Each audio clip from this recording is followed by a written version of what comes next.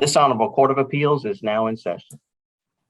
Good afternoon and welcome to the Tennessee Court of Appeals. I appreciate both of you agreeing to hear this matter via Zoom oral argument. Also appreciate the fact that you've agreed to, on such short notice, have this matter heard, which brings up an issue that I want to speak with you about.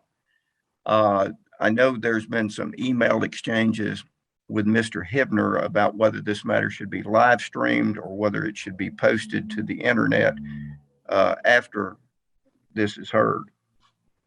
First of all, because you've had very short notice and all you've been able to do is express your opinions about whether this should be live streamed, the court has made an executive decision that we will not be live streaming this matter. However, we will be recording this matter, and unless the court comes to a different decision, it very well could be posted to the internet within 10, 12 days, something like that. But in the interim, since you have expressed your opinion about whether it should be posted, I'm going to give each of you an opportunity to file whatever you'd like to file with the court to consider about whether it should be posted to the internet. I know both of you have expressed different opinions in your correspondence with Mr. Hibner, but you didn't have much time to develop that, and you certainly didn't have time to file whatever you wanted to file. So I'm going to give you that opportunity. We certainly won't post anything for at least the next 10 or 12 days. So if you could file whatever you're going to file, say by the end of the week, that would certainly be helpful to us. As I say, we're not live streaming. However, I'm sorry. Oh, go ahead. I'm sorry. No, go ahead, Mr. Judge Stafford. I'm sorry. I didn't mean to interrupt you. Oh, okay. We will begin oral argument shortly, and when we do begin oral argument, the same rules and procedures will be utilized here as if we were standing in the courtroom. What that essentially means is each side gets 15 minutes to make its oral argument. If you're the appellant, you've reserved rebuttal time with Mr. Hibner, you'll receive that rebuttal time as well. I know we've got people watching here, and as long as they remain muted, that's fine as well. Before we start, though, I want to introduce the panel for today. We have Judge Arnold Golden from Memphis, Judge Karma McGee from Savannah, and I'm Steve Stafford from Dyersburg. Ms. Hibner, anything we need to take up before we call the case? No, Your Honor. All right. Did you call the case a minute ago before I started doing all this talking? I have not called the case yet, Your Honor. Okay. All right. Go right ahead, please. Dylan Brooks versus Heathery Avery Andrews. Okay. We will now hear from the appellant. May it please the court. I am Joseph Smith, along with my co-counsel Gil Bowie. We represent the appellant, Heather Avery Andrews. For purposes of today's argument, I will refer to the appellant as mother and the appellee as father. At issue before the court is whether father had standing to file his December 2020 complaint in Shelby County Chancery Court. It's our position that father did not have standing to do so for these two reasons. One, father did not have a right to sue for parentage of a child born out of wedlock in Chancery Court because venue for such actions is in Shelby County Juvenile Court pursuant to statute. Secondly, father did not have the right to sue for immediate emergency custody of a minor child born out of wedlock because parentage had not been established. The following are critical facts. Let me ask you a question, Mr. Smith. Is parentage an issue here? Parentage, no. Parentage is not an issue. We have a pending parentage action in California. What is at issue is custody and visitation, which is required for an agreement for parentage to be established. So everybody agrees that the purported father here is the father? Yes, Your Honor. Okay. All right, so go right ahead. Okay. The following are the critical facts for this court to consider in determining whether father had standing. Prior to the filing of the December 2020 complaint, the parties had dismissed their respective parentage actions in October 2020. Father dismissed his Nevada action and mother dismissed her California action. Since then, no order has been entered that established parentage. No VAP had been executed, VAP standing for voluntary acknowledgement of paternity. And no agreement consistent with Tennessee Code as to parentage has been made. And with the complaint that was filed in December by father, what was sought was essentially three things: to establish custody, temporary emergency custody pursuant to UCCJEA. Secondly, to establish child support pursuant to a USA. And thirdly, a restraining order be issued against the mother. With respect to our first argument, the complaint that was filed by the father in December 2020 is one for parentage. That is addressed pursuant to TCA 36-311. That statute controls with respect to an order for parentage. Now, venue for parentage actions is localized by statute. That is TCA 36-307A. So based on our interpretation of the statute, parentage actions involving a child born out of wedlock has to be filed in Shelby County Juvenile Court, not Chancery Court. This interpretation is consistent with the Attorney General's opinion, 10-91, and is not being challenged by the father.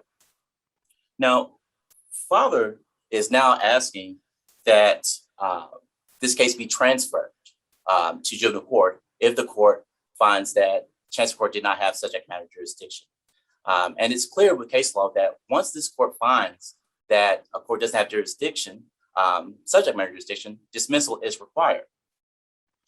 Now, interestingly, the father says on page 36 of his response that he did not have the option to file his complaint in juvenile court in December 2020. We take issue with that. For one, the Supreme Court had issued an order that provided exceptions to the prohibition with in-person hearings. And father's complaint falls exactly within that exception. So as long as the juvenile court Shelby County was following the order issued by the Tennessee Supreme Court, it's just not true that father did not have the option to file in juvenile court. With respect to our second argument, we rely on the analysis that this court had provided in Baxter v. Rowan. Here are the following takeaways. The code provides multiple ways for a unwed father to establish parentage besides 36-311. And an execution of a VAP is one way, among others, to establish parentage. Here, the only route for the father in this matter to establish parentage is through 36-311. So it follows that father lacks standing to seek immediate temporary custody of the minor child. And just to be clear, 36-311 requires that a paternity test be done, and that did not occur. We're not saying that father didn't have standing to sue at all for custody. He did. But mind you, what was requested at the time he filed his complaint was only for temporary emergency custody. At that time, unless father could show that he had a legal right to custody, which he did not, the court had to order paternity testing, and that did not occur. Now, father argues that— How would he have the right to sue for custody if parentage hadn't been determined and he hadn't signed a VAP? On what basis would he be entitled to sue for custody? He wouldn't have a basis to sue for immediate custody, but he would have basis to sue for custody because at that time, the court can say, well, let's issue an order for him to undergo testing. Once the results come back that he is the father, then we can establish custody and visitation. So in other words, prior to that, the court would have to determine parentage. Correct. Okay, all right, go ahead. Correct. In this case, that did not occur. Now, father argues that he has standing due to a DNA test and the fact that mother is asserting that father is the father of the child in California, a pending jurisdiction. Well, here's the problem with that. DNA admissibility is contingent upon complying with testing requirements pursuant to TCA 24-7-112. And there's no legal authority presented by father to support that a DNA test is equivalent to granting one custody, paternity or parentage. Same with the pending action. Although mother is not disputing parentage, there is a mechanism for the parties to agree to parentage. And one of those requirements is that the parties have to agree to custody and they agree to visitation. That's not this case, not to mention that we are currently challenging Tennessee's jurisdiction over this matter. So in conclusion, Your Honor, it's our position that father did not have standing to file his complaint in December 2020. Not only did not have standing to file in Shelby County Chancery Court, but based on what was requested in his December 2020 complaint, he does not have standing to sue in a juvenile court based on what he was requesting. Now, there is a remedy for the father. His complaint alleges emergency allegations. And one route for him to go would be to file in juvenile court an action for dependency and neglect. And he will have standing under the statute. Also, he would be able to obtain an order for emergency custody based on probable cause that the child is dependent and neglected. In this case, was an evidentiary hearing ever held? The hearing was ex parte. So I believe evidence was taken, but there was no notice to the mother and no opportunity for cross-examination. Well, I mean, have you seen a transcript or was evidence presented other than? Yes, I believe the record includes a transcript from those proceedings. Okay. Mr. Smith, Yes, Your I Honor. believe you stated that your client has a case pending in California. Is that correct? Yes, Your Honor. Yes. When was that filed? That was filed in January 2021, January 20th, I believe. Right. And that is an action to establish parentage. Is that correct? Yes. Currently, they are having a hearing that's set. They had multiple hearings. Ruling has not been made, but I believe they resume in January this upcoming year. All right. Thank you. All right. See no other questions. We will hear from the appellate.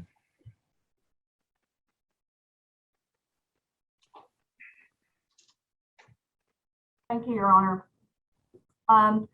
In order to answer, Judge Stafford, you had asked. Introduce yourself first. I apologize. I'm eager to get forward. I'm Holly Rankin. I'm here on behalf of the appellate, Dylan Brooks. In my office, as you see behind me, is Miss Lucy Bracken, who is also representing Dylan Brooks. There are no other people in my office or no other people present. Okay. Judge Stafford, you asked a question earlier about an evidentiary hearing in Chancery Court. Chancellor Jenkins did have an evidentiary hearing on December 18th. And the next hearing was January, I believe, 29th, and Mr. Smith was present for that hearing. Ms. Andrews did have notice of the December 18th hearing, but she was not present. Okay. If I may. So there are three elements that are necessary to prove standing. You need a distinct injury, you need a causal connection between the injury and the conduct, and you need an injury capable of being addressed by the court. Here, mother's behavior caused the injury. Let me ask you a very elementary question, I assume. Certainly. Before we get into this too deep. As I understand it, both parties admit that the father is the father here. But what is the legal significance of that, since you've got a got litigation ongoing in California. And that seems to, even though there is an admission that he is the father, parentage has not been legally established. So I'm trying to understand the whole ramifications of that. Certainly. If I may, Your Honor, although Mr. Smith today has readily admitted that Mr. Brooks is the father of this child, up until today, he has not so admitted. There is nothing in his brief, as you have read, that indicates he acknowledges Mr. Brooks's paternity of this child.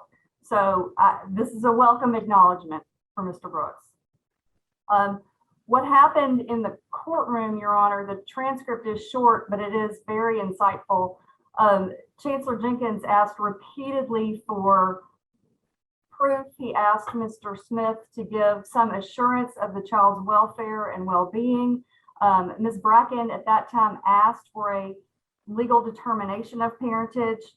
The DNA test results are attached to the petition, Your Honor.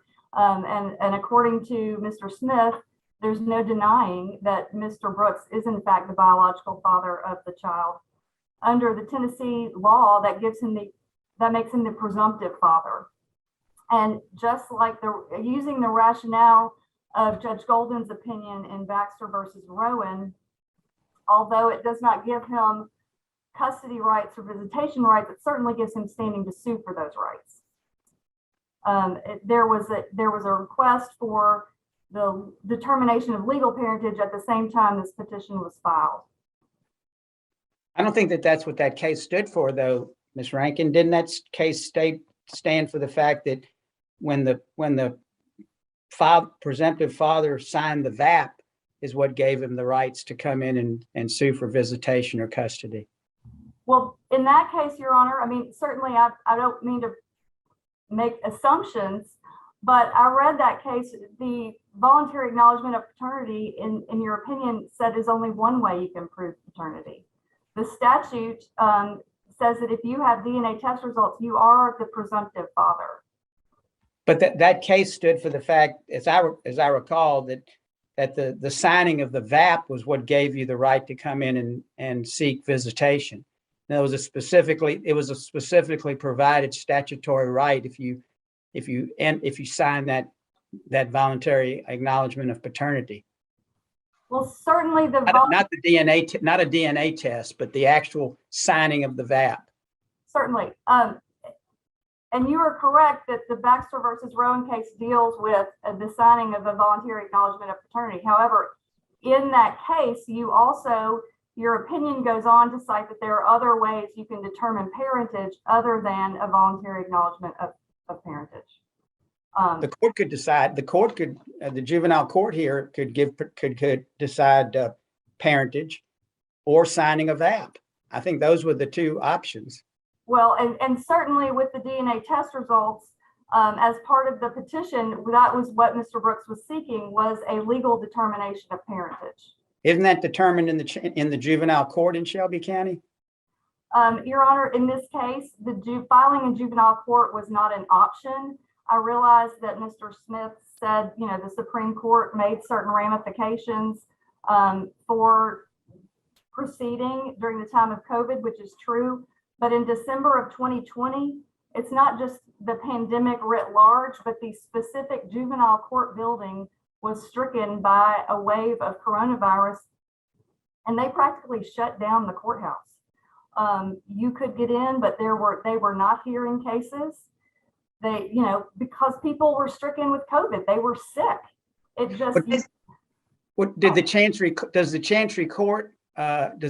Court have jurisdiction to grant parentage? I thought, my understanding is the juvenile court has exclusive jurisdiction in Shelby County to grant parentage. Well, Your Honor, Chancellor Jenkins gave a very thorough order. And one thing that we have not discussed here at all today. My question though is, do they have, jurisdiction? He can't just assume jurisdiction. Does he have jurisdiction? Your Honor, the Attorney General opinion cited by Mr. Smith does not deal with the UCCJEA. And the temporary emergency provisions of the UCCJEA haven't been addressed today at all. In this case, Mr. Brooks had no other option but to file in Chancery Court in order to get any sort of relief or any sort of audience with the judge. Well, are you saying that the UCCJEA provides another method for parentage to be determined other than the avenue of the juvenile court in Shelby County? Your Honor, I'm saying that in this case, there was no other option. Mr. Brooks had no other choice, no other court to avail himself. So, Ms. Rankin, are you saying that the juvenile court of Shelby County was closed?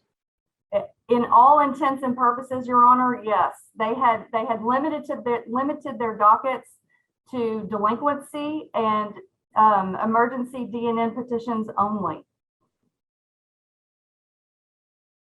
And it was taking weeks to get pleadings not heard but filed in the months of December and January.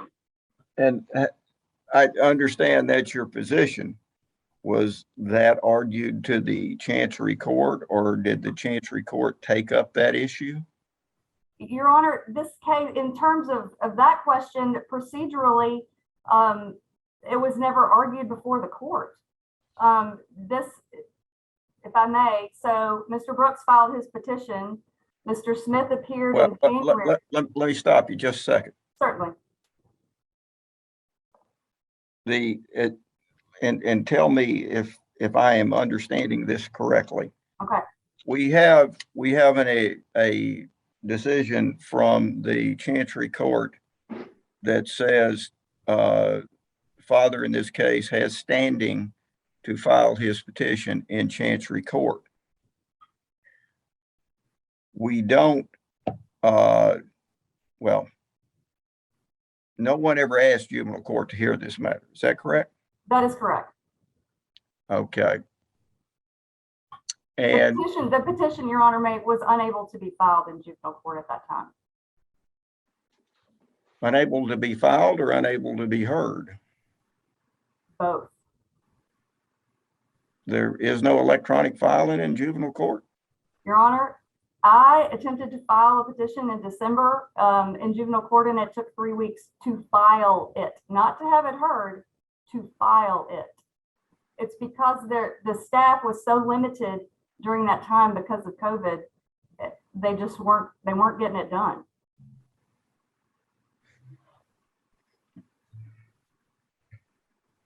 I feel like there are more questions, Judge Stafford. There are, but I'm trying to think about them before I ask them.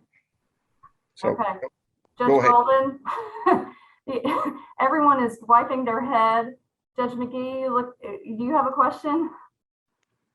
Well, Ms. Rankin, you said you filed another petition in juvenile court in December of 2020, if I heard you correctly, and it took 3 weeks to get it filed, but you did file something. That was, Your Honor, I filed that actually the first week of December in 2020, and I did not get notification until December 29th that it had been filed, and that is despite regular phone calls on multiple phone calls each week to juvenile court. It had nothing to do with this case, but that is just my experience. Well, let me try this one more time. Certainly. What we have is the Chancery Court assumed jurisdiction of this matter. Yes, sir. And what was the basis of that assumption? The basis of Chancellor Jenkins' assumption is that the opinion cited by Mr. Smith, the Attorney General's opinion, that did not address the UCCJEA, was not therefore relevant to the UCCJEA, and mother's refusal to provide any assurances as to the health and well-being of this child, despite the court's pleas to do so. Under that, the court, Chancellor Jenkins, asserted temporary emergency jurisdiction under the UCCJEA. Under those facts. Those were the facts that were presented to Chancery Court? That is correct. And what was presented to Chancery Court regarding the inability of juvenile court to handle this petition, if anything? Your Honor, it is in the amended complaint. It is in paragraph 6 through 8 of the amended complaint filed by father. Okay, and what is The that? facts that I've just presented to you today, which Okay. is the dockets were limited in juvenile court and they were not able to be heard. And then it was not an option. And Ms. Bracken, upon presenting her petition to Chancellor Jenkins, when she filed it in December, presented that information to Chancellor Jenkins as well. So either if Chancery Court did not possess initial jurisdiction in this matter, what I'm hearing you say is this: either it assumed jurisdiction because of the UCC JEA, or two, because it was a emergent situation. That is correct, Your Honor. And So- as a It's one of those two options. Is that correct? that is correct. And as a result of that, if this court finds that Shelby County Juvenile Court does have exclusive jurisdiction, we would ask that instead of dismissing this case, that you would transfer this case pursuant to TCA 16-1-116. As you know, this was the only court available to Mr. Brooks at the time of the filing. Why was, just being devil's advocate here, Certainly. why was Chancery Court any more available than Circuit Court? Your Honor, I'm trying to answer that as respectfully as possible. Juvenile court is a completely different animal than circuit court or Chancery Court. I have, honestly, in my 20 years of practice, I have never had a problem accessing a circuit court judge or a chancellor if I needed one.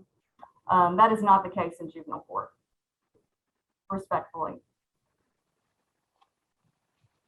Okay. Are there any other questions? I mean, I have a minute left, but I feel like I don't know what you. Well, Go ahead. let me use your last minute. Certainly. So if I'm still struggling with this paternity question. Both sides seem to admit who the father is in this case. But before the father can gain any rights, does a legal determination have to be made? Your Honor, Either not- oh, do sorry. you have to consent in front of a judge, or have a VAP executed, or enter a consent order? Or what is the significance of, now that both sides admit that the father, the purported father, is the father? Your Honor, under the UCC JEA, and particularly under the emergency provisions of the UCC JEA, you do not have to have a prior custody order in place, and you do not have to be a biological parent. The plain language of the statute makes that clear, Your Honor. And I'm out of time. Okay. Thank you. We will hear from the appellant in rebuttal. Thank you, Your Honor. To answer your question, there is no legal significance. Going back to the analysis of Baxter v. Rowan, the court acknowledged that the execution of the VAP was of legal significance because, per statute, it gave the father legal rights. Here, we don't have that. Now, like I stated earlier, there is a way for the parties to have that legal determination made by agreement. That is pursuant to 36-2-305, Agreement to Establish Parentage. And it says the court may enter an order of parentage upon the agreement of the mother and father unless the court on its own motion orders genetic testing. So there is a way. However, it goes on to say that any agreement under this part shall comply with the requirements of 36-2-311. Now, 36-2-311 requires a paternity test to be done, and also that a determination of custody, visitation, and parental access. We don't have that. So again, to the fact that the parties agree that Mr. Brooks is the child's father, that is of no legal significance. And opposing counsel has failed to provide any authority to support that a DNA test despite its authenticity issues and it being just black letter law hearsay, does not give a father legal rights. It doesn't establish, there's no authority for that, at least that I've been made aware of. Now, going to the UCCJEA, the UCCJEA in of itself is not some vehicle to establish parentage. The UCCJEA is merely a procedural means to determine whether which court should have jurisdiction over a particular matter. It doesn't address venue, which is specifically addressed by the parentage statute 36-2307A, and doesn't address standing to sue for visitation and custody rights. But lastly, Your Honor, it was very troubling for me to listen to the explanation of why counsel decided not to file the action in juvenile court. This is news to me. This is news to the court. As you know, that courts speak through their orders. And the Chancellor Jenkins' order does not mention that there's no other court of resort for Mr. Brooks to file. I don't remember seeing that in the record, Your Honor. What was clear is that Chancellor Jenkins assumed jurisdiction based on the reliance that the UCCJEA 366-219, I believe, I might be mistaken by the numbers, but the temporary emergency authority. Now, again, there has to be some type of vehicle for the court to assert that authority.